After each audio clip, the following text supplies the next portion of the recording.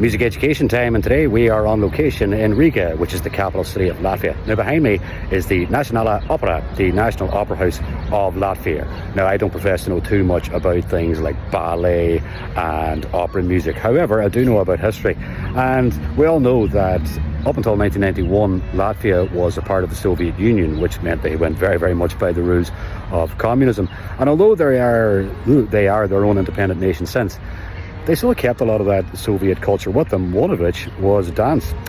Now, if you look carefully at some people on TikTok, especially people from the kind of Central and more Eastern European countries, they do dance and they do have fun to more contemporary music, but you can still tell by their movements and their grace that they are still very, very much steeped in the history of ballet.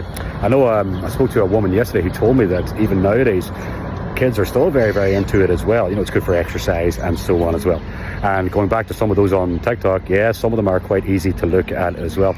Also, a quick fun fact as well is that during the time of the Soviet Union, the 1970s, 1980s especially, whenever things were going a little bit wrong in the country and people started asking questions, the Soviet propaganda people used to cut the television services and just put on things like Swan Lake on television for hours just to distract people, because it was so lovely and so graceful to watch.